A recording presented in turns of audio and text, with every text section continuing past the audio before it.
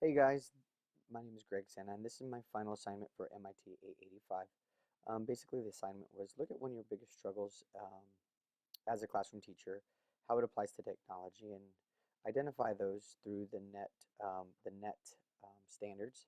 And so I want to do that for you. So my final assignment was, let me see if I get this to play, is how can I integrate technology into my lessons to teach my students more effectively? How can I, as a teacher, integrate technology and the things that I love and the things that I enjoy into my lessons just so my students can learn more effectively, not to fluff it, not just to do technology just for the sake of doing technology, but how can I really integrate my technology to help engage my students and teach them more effectively? So one of the issues that I face as a classroom educator is how to effectively integrate technology into my daily lessons. I'll answer these questions based on my experiences with technology in the past and how I've utilized it through trials and errors. My audience will be other educators that want to integrate technology in their lessons to teach their students more effectively.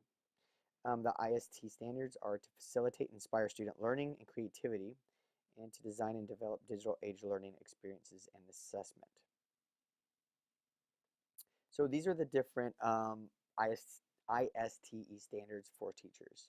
And this is the one I'm really going to focus on to facilitate and inspire student learning and creativity. And basically, this IST standards is, I'm going to briefly read it. I know a lot of you are very familiar, but it's really for teachers to use their knowledge of the subject matter, teaching and learning, and technology to facilitate experiences that advance student learning, creativity, and innovation in both face-to-face and virtual environments. And then we have 5 subcategories that I will touch on in each different slide and how I can answer those questions and I think become a teacher that can effectively use technology in a digital age and for authentic real learning. So the first one is to promote, support, and model creative and innovative thinking and effectiveness. So what I was really looking at is how can I spur and create innovative thinking, creative thinking. What are some things, not thinking too much out of the box, because we could really dig in and talk for hours on how we could do this, but I try to simplify it for teachers that are struggling with this.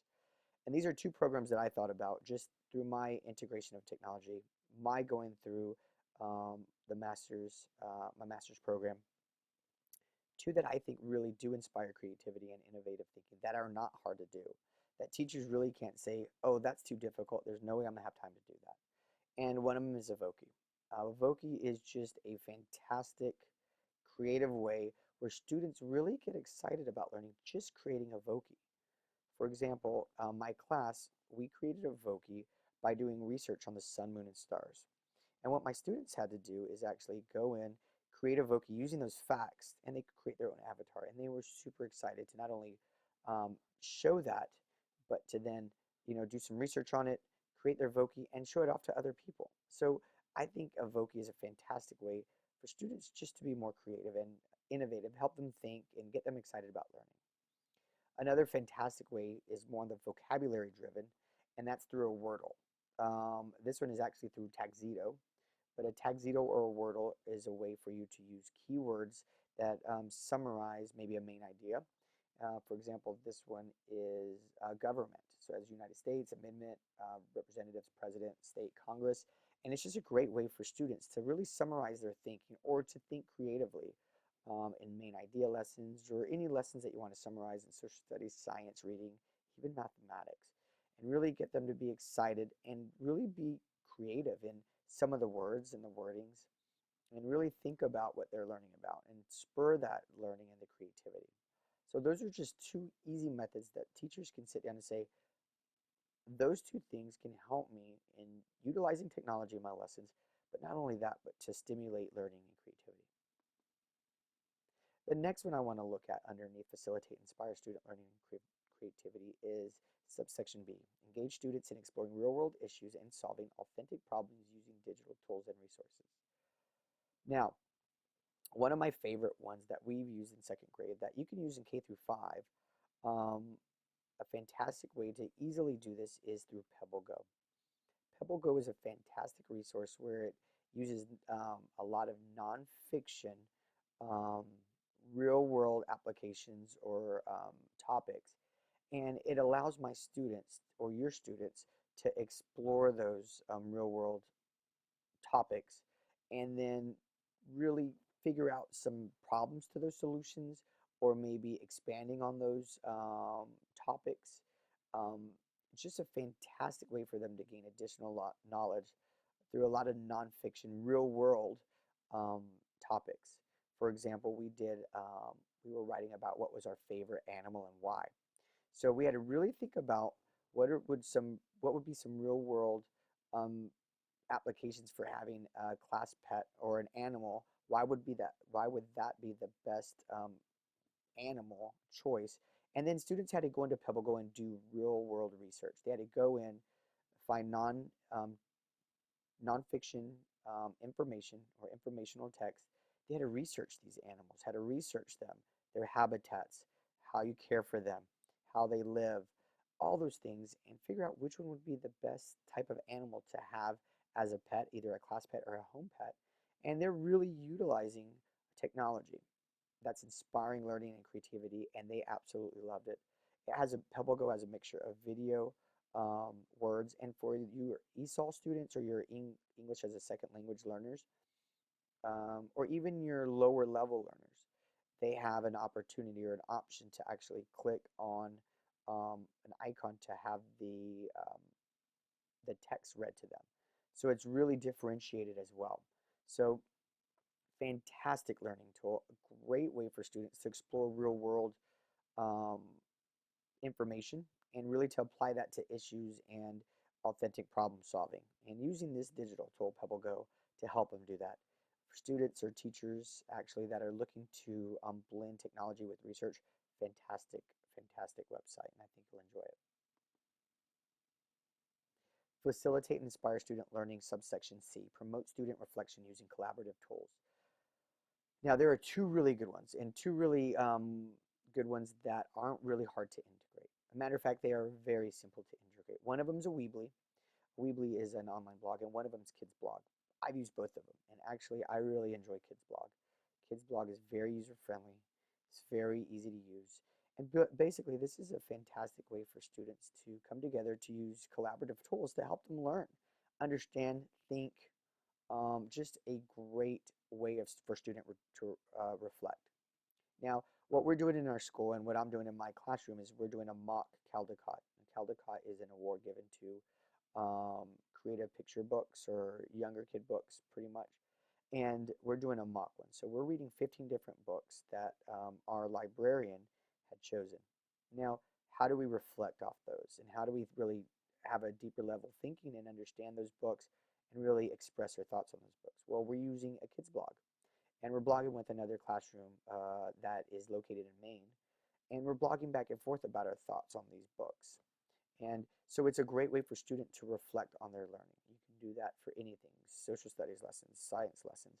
And it's just a great way for them to really understand, decompose, really analyze and synthesize what you taught them and really reflect on those. So two easy tools that you can implement in your classroom today that will help you with your student learning, help you with integrating technology with your lessons, and just a fantastic way for students to reflect and to understand and really kind of synthesize what you're learning and teaching.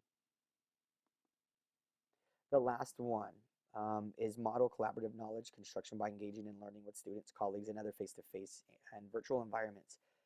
Kind of talked about collaborative knowledge construction with students in my last slide with Weebly and with Kids Blog.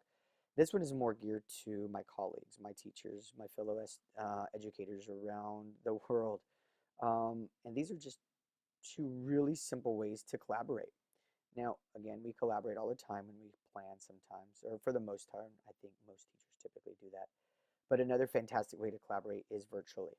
So for example, if I'm collaborating on some unit lessons, I might use Google Drive. Google Drive will allow me to put, for example, a lesson plan on Google Drive and have other teachers hop on that lesson plan, that one lesson plan, and manipulate it. And we can come together creatively and construct, engage, really learn and collaborate on those lessons. A newer one that just came out over the last few months is iWork for the iCloud. It's Apple. This is more Apple based. This is more PC based. You can use either one on both a Mac or an Apple product or a PC. iCloud is actually what I've done this keynote on, this presentation. It's actually done through the cloud, and it was a fantastic way. I could actually manipulate this keynote presentation on my iPhone, on my iPad, and my iMac, my PC at work, and it really was really easy to do. Now, let's say I was working on this presentation with another teacher or another group of teachers.